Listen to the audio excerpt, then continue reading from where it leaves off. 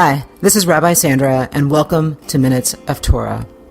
The events of this past week were difficult for us all.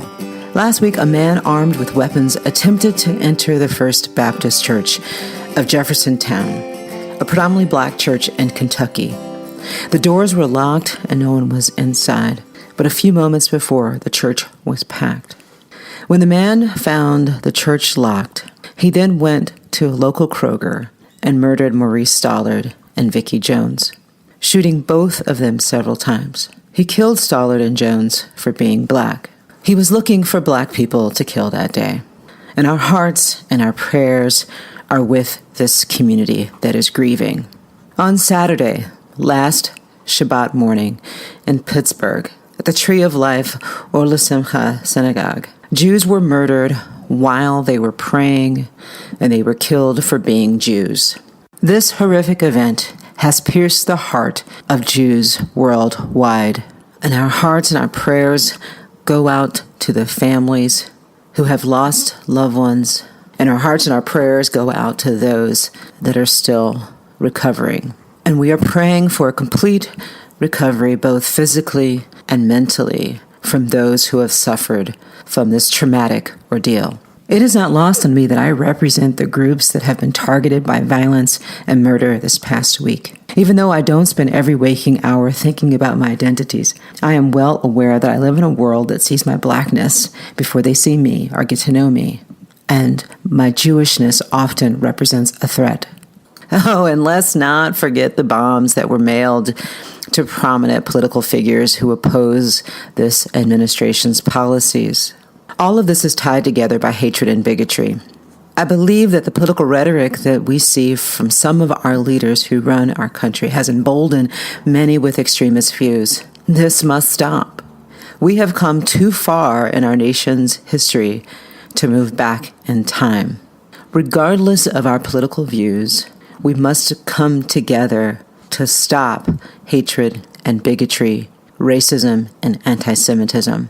We as a nation and as a people must unite and work together against hate. This week, we are in the Torah portion Chayei Sarah, the life of Sarah.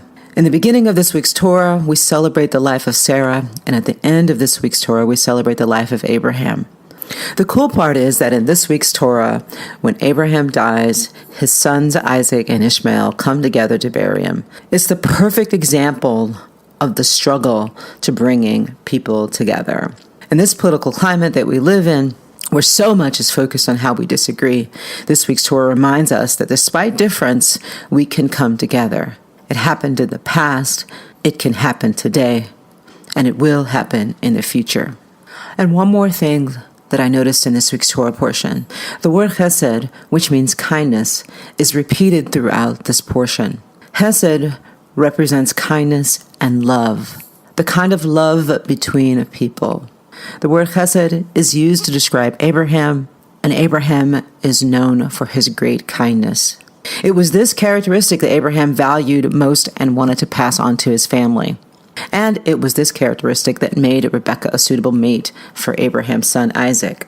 Rebekah demonstrated supreme acts of kindness, giving more than was asked of her and expecting nothing in return. I would hope that on this Shabbat, after everything that we have been through as a nation and as a community, that we rededicate ourselves to chesed, acts of kindness toward our family, our friends, strangers, and especially each other. Let's practice random acts of kindness and love without being asked and expecting anything in return. It will make a difference. I believe that kindness towards others will create Olam Hesed, a world of love.